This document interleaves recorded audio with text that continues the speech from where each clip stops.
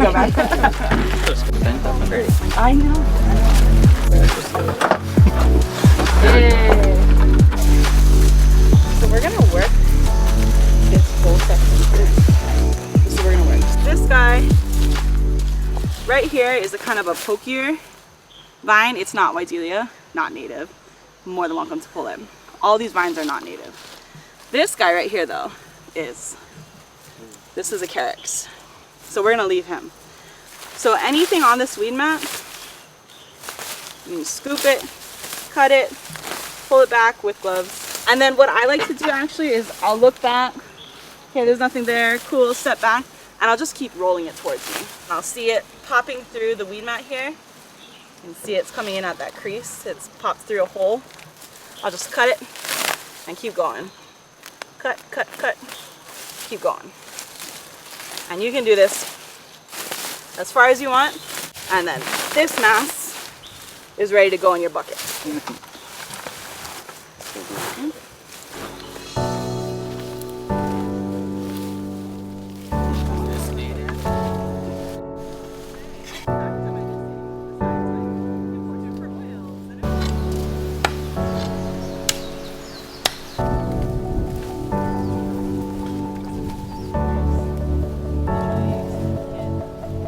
Yo! Alright, dude.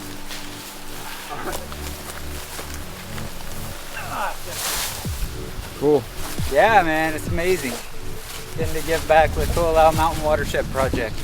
So as you can see, we've completely cleared this area.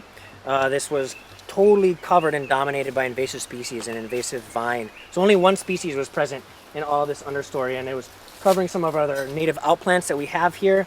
And then now that we've made space and we've cleared the area, it's time to come back and fill that space with natives. And by bringing the natives back in, not only do they play really nicely with each other and have these kind of interdependent relationships, but it increases the biodiversity of this area. And with greater biodiversity comes greater resiliency, greater ability to persist, and hopefully actually even an increased ability to capture and store the rainwater that will fall on the site at some point. We'll definitely do a walkthrough. Pretty much what you want to do is make sure that the layer of on top is level, flush with the ground, or a little bit higher, but you don't want to really bury this, and you don't want it all the way exposed down. So you try to gauge that. Whoops. See how this root system is for me. Try a different tool.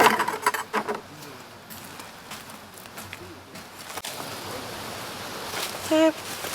So I'll gauge that.